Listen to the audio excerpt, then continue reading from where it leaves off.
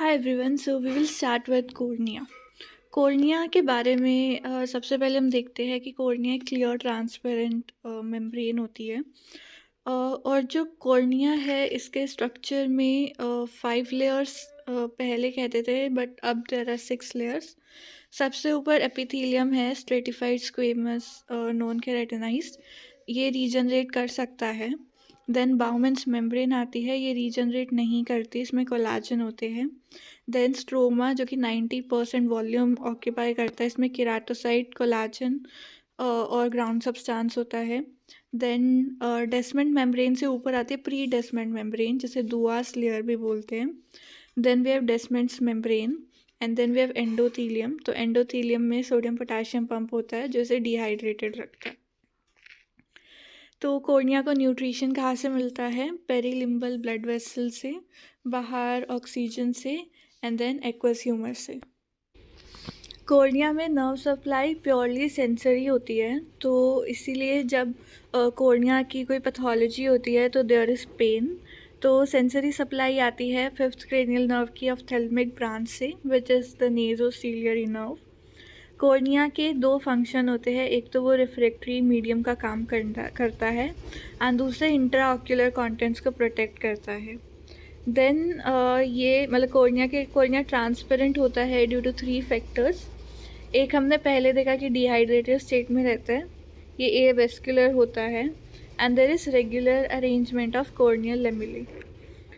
Cornea की disease में सबसे पहले वी सी इन्फ्लेमेशन, जिसे केराटाइटिस कहते हैं। मॉर्फोलॉजिकल क्लासिफिकेशन है, सुपरफिशियल एंड डीप हो सकता है।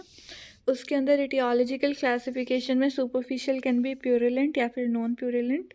डीप में इट कैन बी एप्सिस या फिर बाकी कंडीशन जैसे कि सिफिलिस, टीबी एट्सेट्रा। प्यूरिलेंट में बैक्टीरियल, हाइपोपायोन, फंगल और मार्जिनल। नॉन प्यूरिलेंट में there can be viral like herpes and other diseases like traumatic या फिर ट्रोफिक या एलर्जिक। देन डीजनरेशन हो सकती है, एक्टेजिया हो सकता है, पिगमेंटेशन हो सकती है। Will start with keratitis which is inflammation of cornea.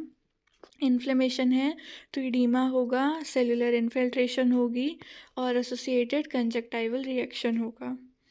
तो जो इन्फ्लेमेशन हो रही है कॉर्निया की, तो इन्फेक्शन बाहर से आ सकता है जैसे कि स्टैफ या स्ट्रेप बैक्टीरिया से।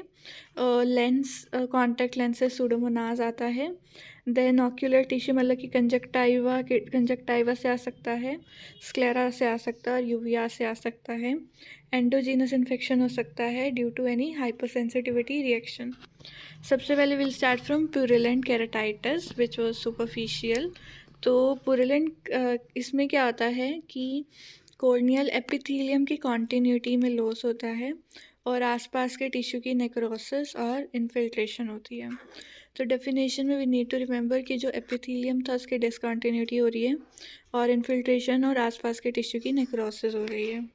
इटियोलॉजी पायोजेनिक ऑर्गेनिज्म से होता है, which can be staph, strep, Neisseria, then Nocardia, diphtheria, Pseudomonas, mycobacteria and mycobacteria leprae.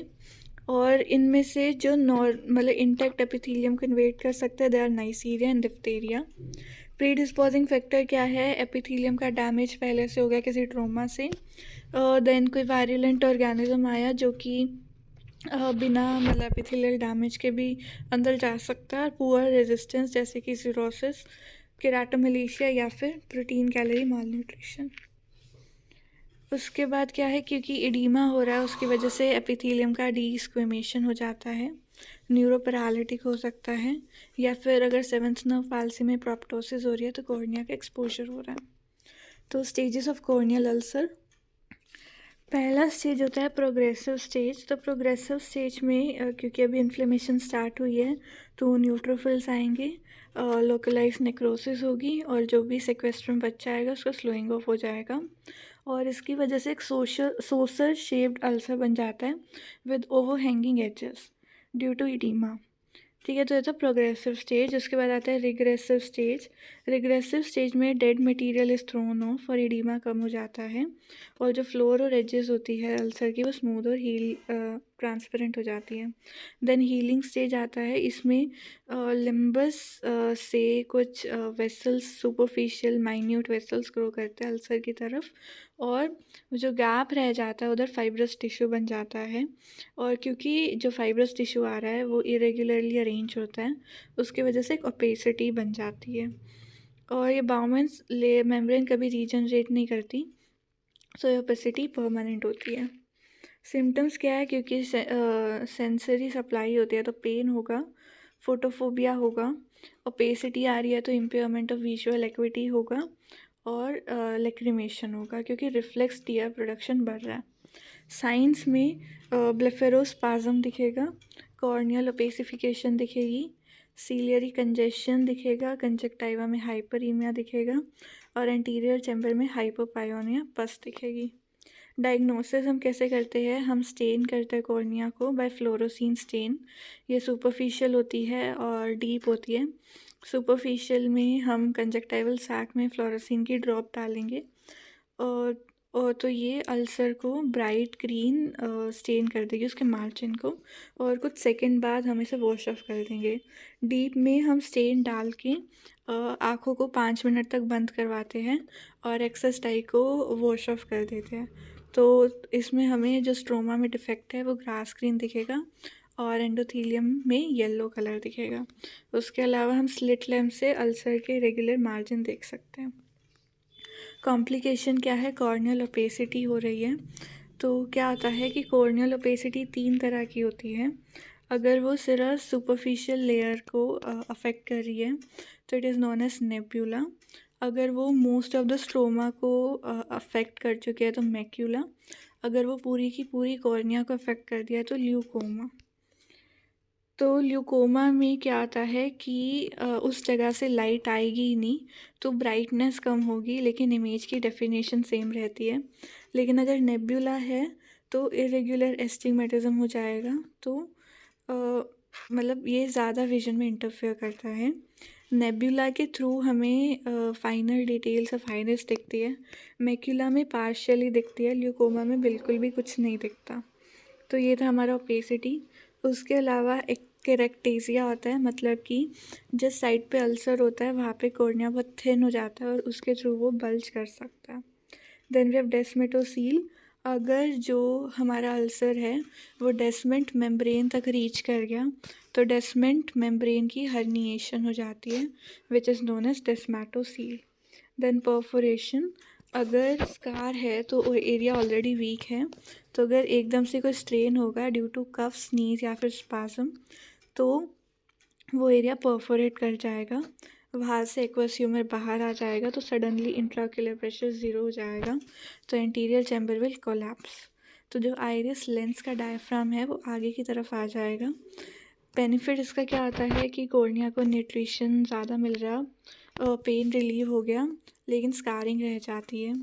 Complication क्या होगी परफोरेशन की, क्योंकि आइरिस लेंस डायफ्राम आगे आ रहा है तो जो आइरिस है वो इस परफोरेशन के थ्रू बाहर आ जाता है, which is known as prolapse of iris.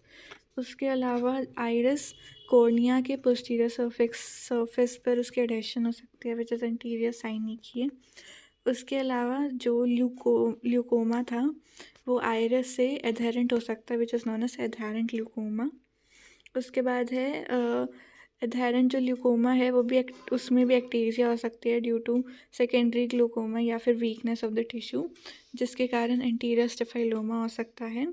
Ulcer rupture करके फिस्टुला बना सकता है, और अगर लेंस अल्सर के कांटेक्ट में आ गया तो एंटीरियर कैप्सुलर कैटरेक्ट हो सकता है, या फिर अगर जोन्यूल के रप्चर हो गए तो डिसलोकेशन या सबलक्सेशन ऑफ लेंस हो सकता है। सडनली आईओपी 0 हो रहा है तो जो कोरोइडल ब्लड वेसल है वो डायलेट करके रप्चर कर सकता है, which can lead to intraocular haemorrhage.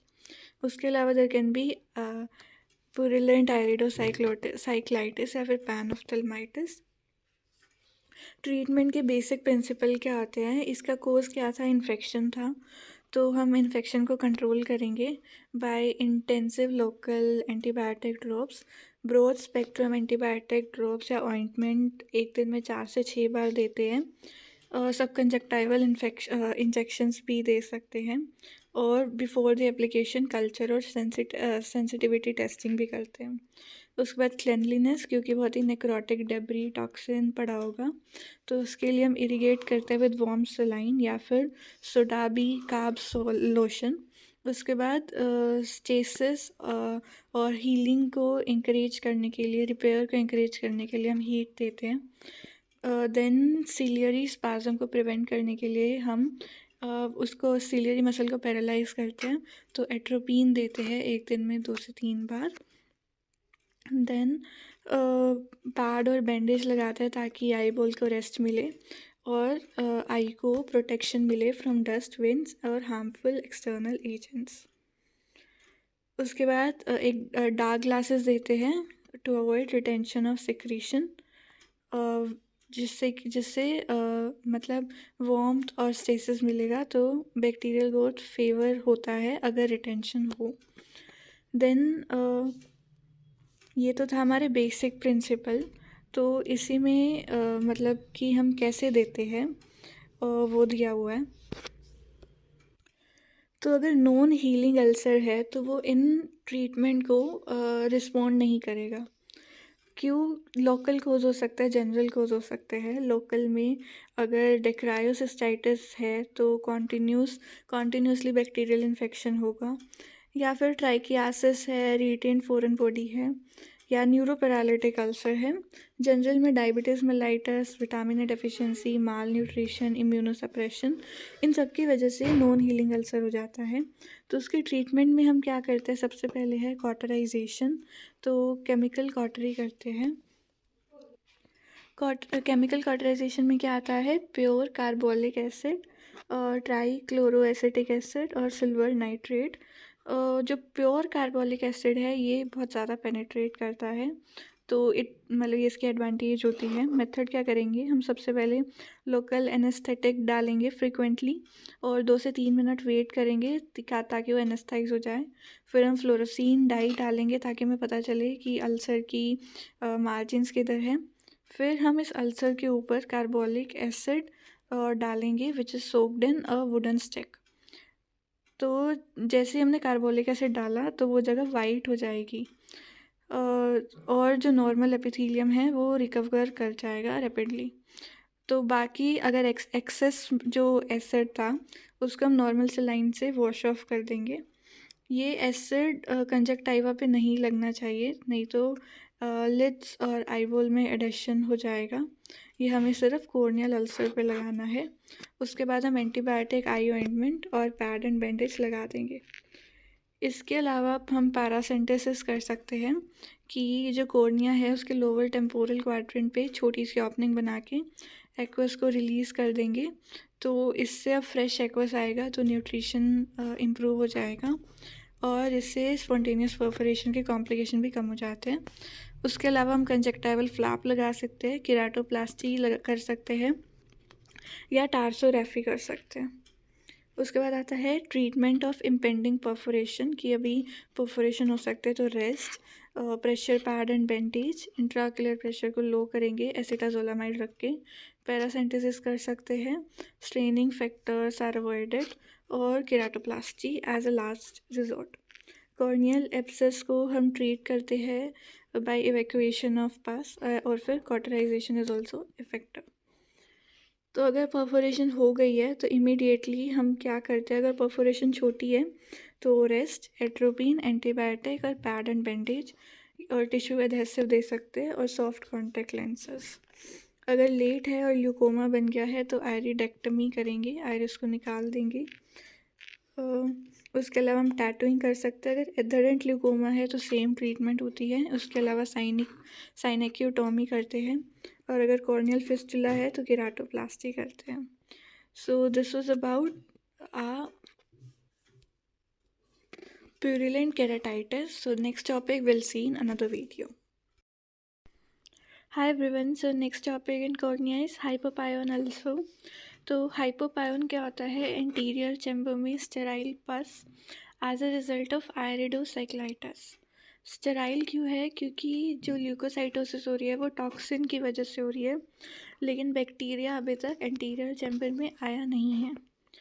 तो इस ये डिपेंड करता है दो फैक्टर्स पे। पहला, जो इन्फेक्टिव ऑर्गेनिज्म है उसकी वायरुलेंस कैसी है, वो हाइपोपैन प्रोड्यूस करता है या नहीं। दूसरा, होस्ट की रेजिस्टेंस, अगर वो कम है तो ये होता है।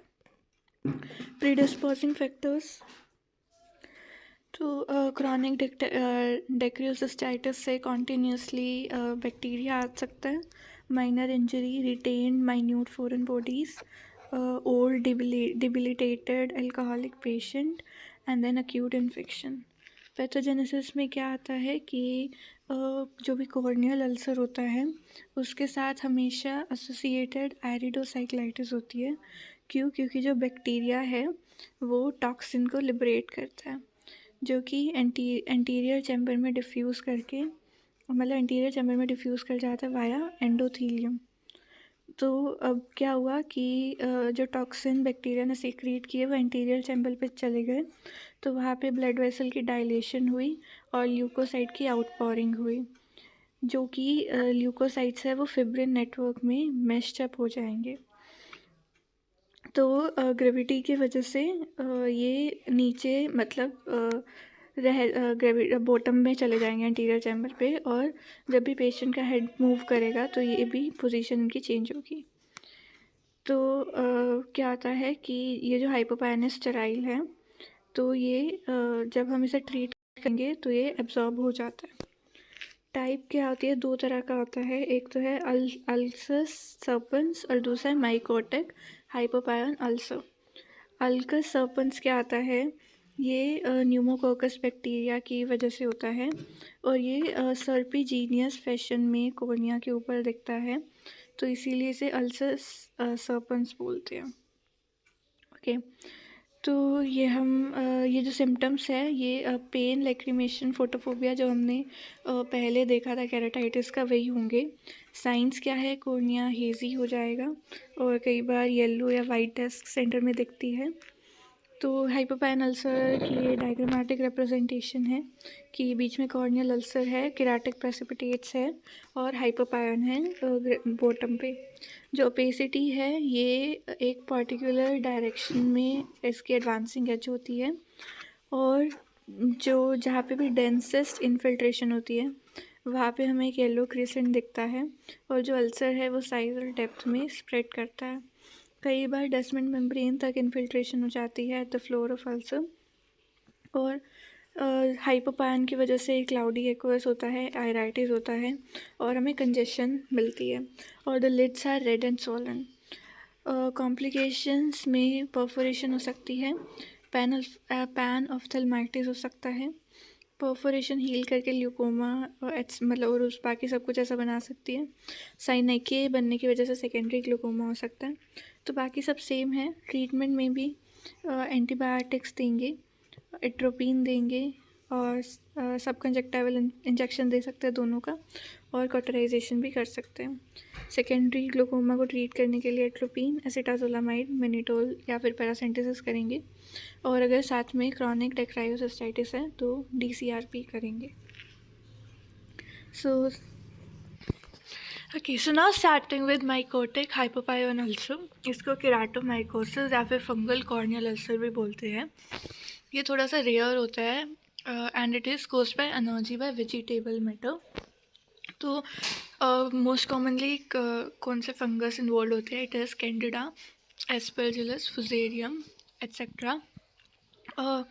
तो मोस्ट प्रेवलेंट मतलब मोस्ट कॉमन कौन सा होता है? Filamentous fungi which is Aspergillus या फिर फ्यूजेरियम। ये एग्रीकल्चर एरियाज़ में बहुत प्रेवलेंट होते हैं। ईस्ट मेटस कैंडिडा, तो ये कॉम्प्रोमाइज होस्ट को इफेक्ट करते हैं। रूरल एग्रीकल्चर एरिया में ये कॉमन होता है and mostly due to ocular trauma की वजह से होता है कि कोई wooden stick, thorn, wheat, husk कुछ भी अगर आँख में चला जाए। प्रीडिस्पोजिंग फैक्टर सेम है बैक्टीरियल केराटाइटिस के। उसके अलावा इम्यूनो कॉम्प्रोमाइज में होते हैं, और जो ज़्यादा स्टेरॉयड यूज़ करते हो उनमें होते हैं। तो सिम्टम्स क्या है? सेम है, लेकिन लेस प्रोमिनेंट होते हैं, माइल्ड होता है सब कुछ, और हमें येलो पैच दिखता है कॉर्निया पे। साइन क्या है? तो ये हम देख पा रहे हैं। तो साइंस में सबसे पहले है कि जो लीजन होता है, जो हमारा अल्सर होता है, येलो वाइट कलर का आता है और इंडस्टिंग मार्जिन होते हैं। और ड्राई होता है, सैटेलाइट लीजन्स दिखते हैं जो हमें देख सकते हैं इमेज में। With delicate feathery finger like hyphate edges. तो ये जो सैटेलाइट लीजन है और इसके साथ आसपास हमें फिंगर लाइक हाईफेट एजेस भी दिखते हैं जो कि स्ट्रोमा में जाते हैं। जो अल्सर मार्जिन है वो कभी कभी एलिवेट होता है और हाइपोपायन भी दिखेगा। तो डिफरेंस क्या आता है बैक्टीरियल और फंगल अल्सर में? हिस्ट्री ऑफ इंजरी बैक्टीरियल में नॉन स्पेसिफिक होती है, फंगल में विद वेजिटेबल मैटर हमें दिखता है। तो इंजरी के 1 से 3 दिन में बैक्टीरियल अल्सर होता है और फंगल अल्सर 1 से 2 हफ्तों में होता है। प्री डिस्पोजिंग फैक्टर हमने पढ़ लिए। कोर्स जो होता है बैक्टीरियल में रैपिड होता है, फंगल में यूजुअली स्लो होता है, लेकिन अगर स्टीरॉयड्स हो तो रैपिड होता है। क्लिनिकल फीचर्स हमने देख लिया। डिस्क्रिप्शन ऑफ अल्सर, तो जो हमारा बैक्टीरियल है वो मॉइस्ट होता है, सॉफ्ट होता है, इन्फिल्ट्रेशन होती है, वेस्कुलर होता है और परफोरेशन कॉमन होती है। फंगल में ड्राई होता है, येलोइश वाइट होता है, थिक सॉलिड होता है, हाई फिट मार्जिन होता है, सैटेलाइट लीजन दिखते हैं, मिनिमम वेस्कुलराइजेशन होता है, परफोरेशन इज लेस कॉमन। जो हाइपोपायन होता है बैक्टीरियल वाला, वो ग्रेविटी डिपेंडेंट होता है, फ्लूइड होता है, मोबाइल होता है। लेकिन जो फंगल वाला होता है वो डेंस और इमोबाइल होता है। तो उसके अलावा जब स्लिट लैम्प पे हमें एपिथेलियल, एंडोथेलियल प्लाग और इम्यून रिंग भी दिख सकते हैं। डायग्नोसिस क्या आता है? हम स्टेन करते हैं, तो वहाँ पे हम फ्लोरोसिन स्टेन से स्टेन कर रहे थे। यहाँ पे हम मिथामीन सिल्वर और ग्राम और जिम्सा स्टेन यूज़ करते हैं। तो उसके बाद कल्चर करते हैं हम सेबरोथ्स मीडियम, ब्लड अगर प्लेट या फिर BHI ब्रोथ में। ट्रीटमेंट इसमें क्या है कि हम पहले तो अल्सर की स्क्रैपिंग और डिब्राइडमेंट करेंगे ताकि ड्रग पेनिट्रेट हो पाए। फिर एट्रोपिन देंगे सिमिलर रीज़न के लिए, और एंटी फंगल ड्रग्स देंगे। तो एंटी फंगल ड्रग्स इतनी ज़्यादा यूज़फुल नहीं होती, लेकिन जो टॉपिकल एंटी फंगल्स देते हैं उन्हें हमें लॉन्ग टाइम के लिए देना पड़ता है। तो हम याद रख सकते हैं एम्फोटेरिसिन B जो कि टॉपिकल है, और कीटोकोनाजोल जो कि ओरली देते हैं। उसके अलावा साइक्लोप्लेजिक में एट्रोपिन देते हैं, और कॉर्टिकोस्टेरॉइड हम कॉन्ट्राइंडिकेट करते हैं क्योंकि उससे फंगल ग्रोथ बढ़ जाती है। सर्जिकली डिब्राइडमेंट और केराटेक्टमी करते हैं। कॉटराइजेशन कर सकते हैं नॉन रिस्पॉन्सिव केसेस में। बाकी सेम है कंजक्टिवल फ्लैप और keratoplasty. Next topic is marginal ulcer. It is caused by staph या फिर hemophilus and it is often associated with chronic blepharoconjunctivitis. तो मोस्टली ओल्ड पीपल में होता है, और ये रेयरली वेस्कुलाइटिस के केस में हो सकता है। सिम्टम्स क्या है? फेस और हेड में न्यूरल्जिक पेन होता है, रिकरेंसेस कॉमन। साइन क्या है? अल्सर्स जैसे हम पिक्चर में देख सकते हैं, तो मार्जिन के लिम्बस के आसपास शेलो इन्फिल्ट्रेटेड मल्टीपल अल्सर्स हैं और ये ऑफन वेस्कुलराइज्ड होते हैं। कॉम्प्लिकेशन क्या है? ये डीप हो सकते हैं और रिंग अल्सर बन सकता है और नेक्रोसिस हो सकती है पूरे कॉर्निया की। ट्रीटमेंट है सेम, एंटीबायोटिक, केमिकल कॉटरी, इसमें हम स्टेरॉयड ड्रॉप्स दे सकते हैं। सीवियर केसेस में सिस्टमिक स्टेरॉइड्स देते हैं।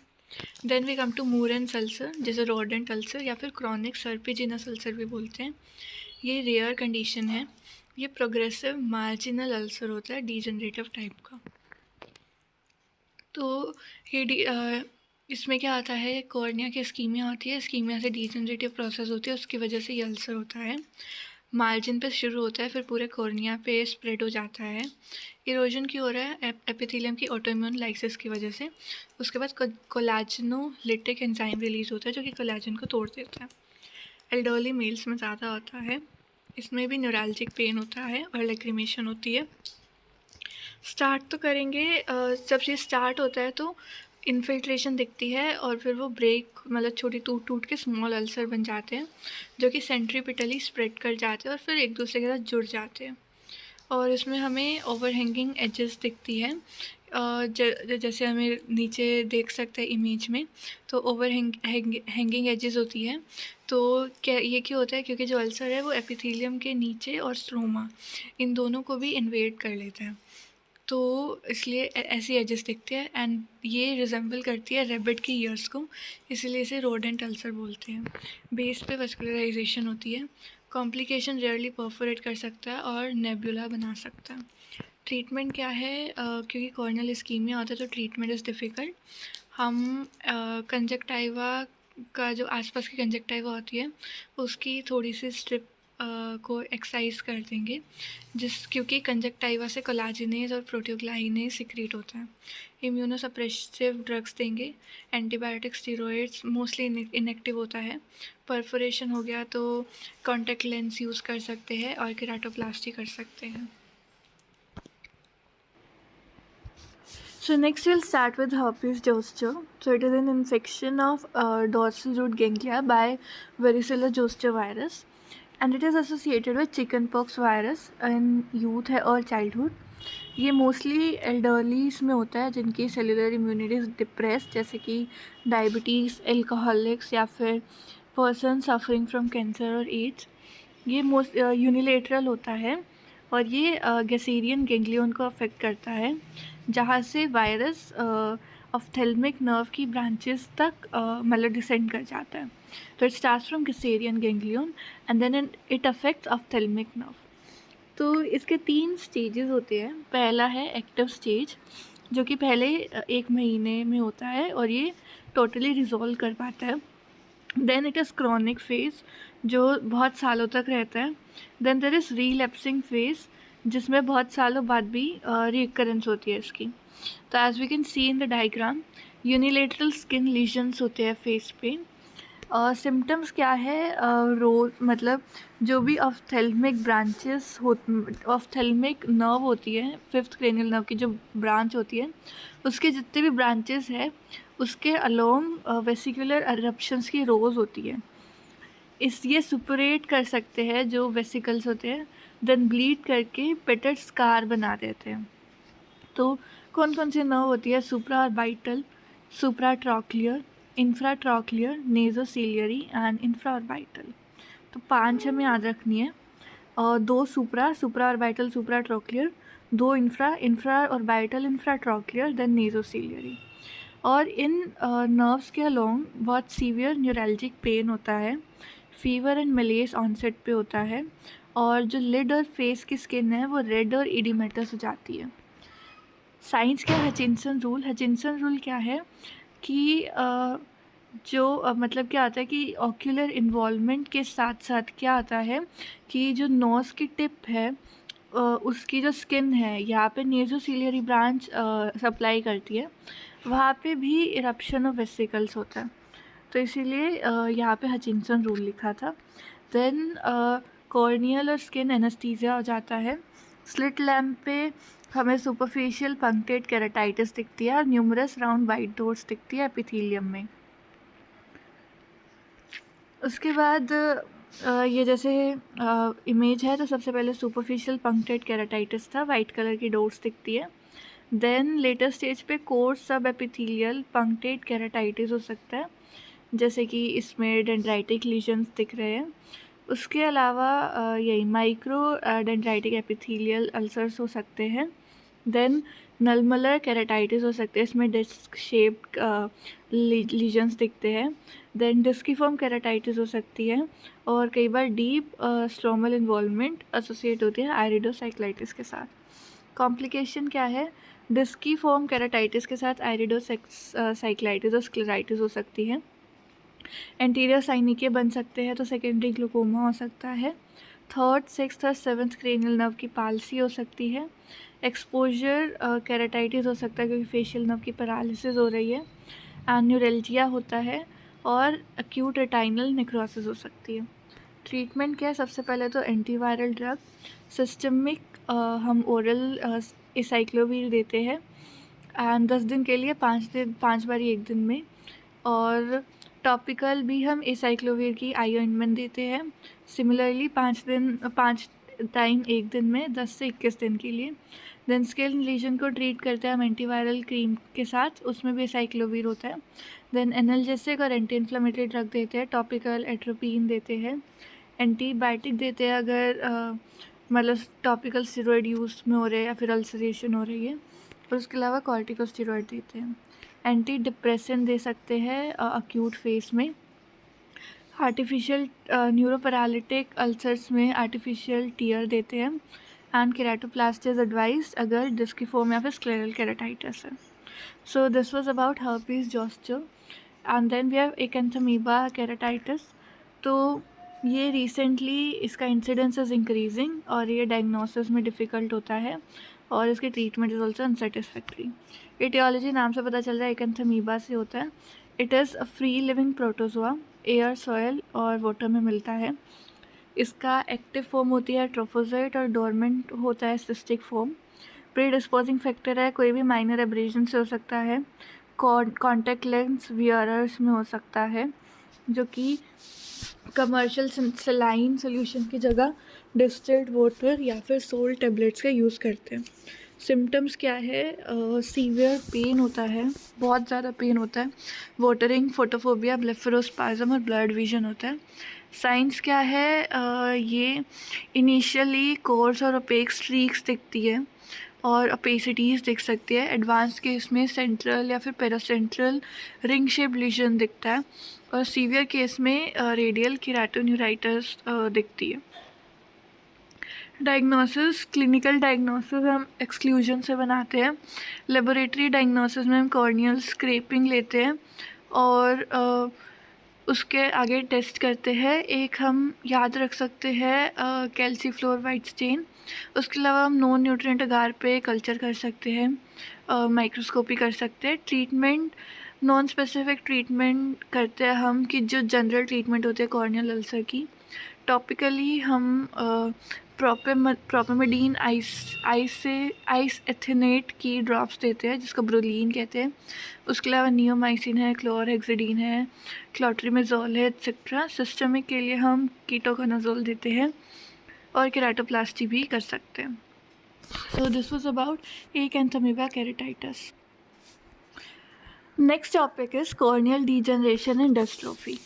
तो इन दोनों में डिफरेंस क्या आता है? जो कॉर्नियल डीजनरेशन होती है ये तब होती है जब एजिंग, इन्फ्लेमेशन, ट्रोमा या फिर किसी सिस्टमिक डिसीज़ में जो कॉर्नियल टिश्यू है उसमें कुछ पैथोलॉजिकल चेंजेस आए।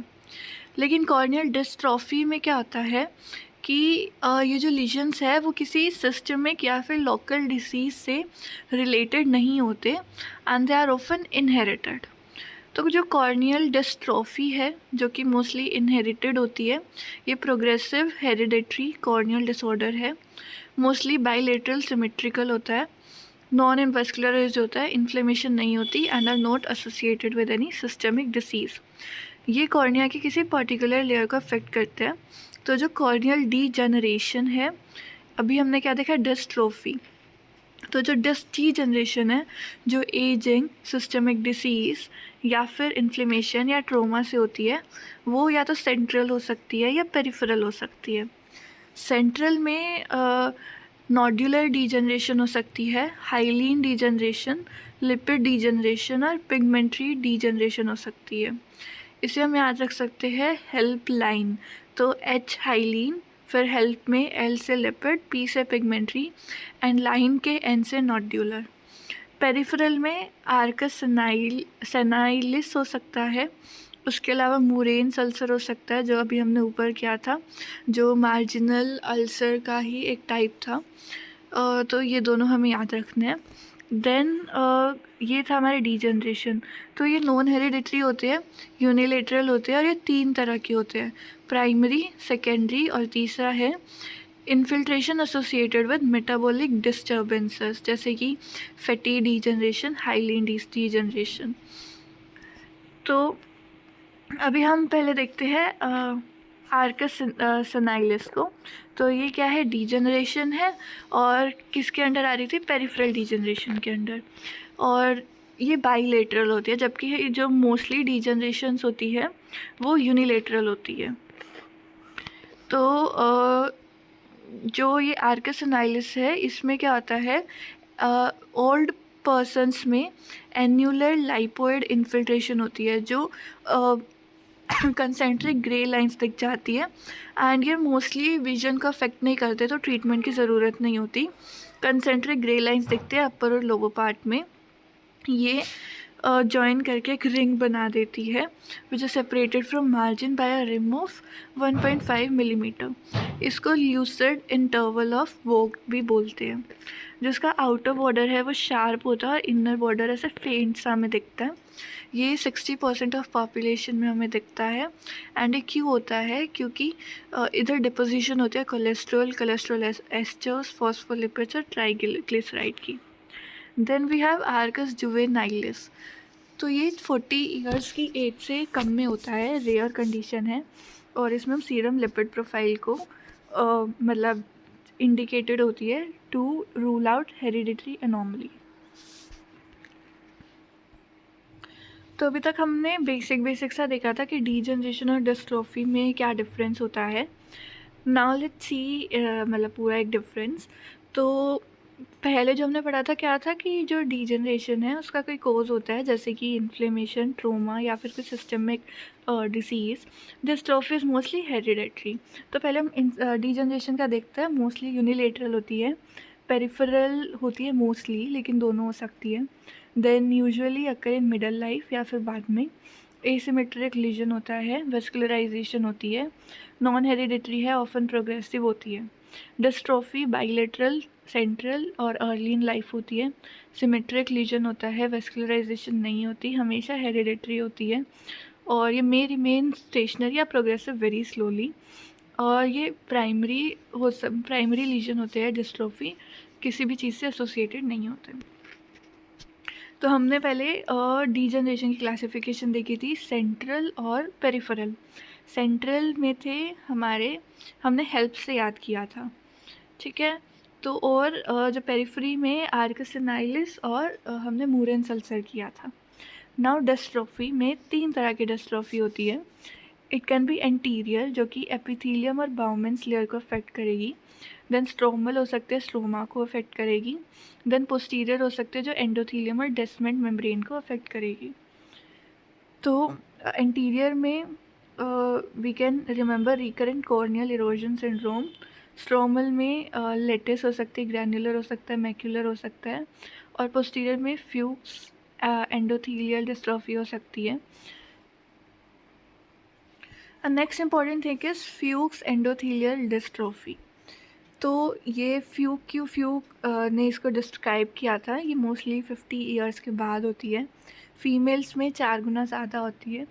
इसमें क्या आ रहा है, हमें पता है कि एंडोथीलियम में दिक्कत है, तो एंडोथीलियल सेल की एट्रोफी हो जाती है, साथ में इडीमा होता है और वेसिकल की फॉर्मेशन होती है और स्ट्रोमा में हमें ग्रे पंक्टेट ओपेसिटीज़ दिखती है।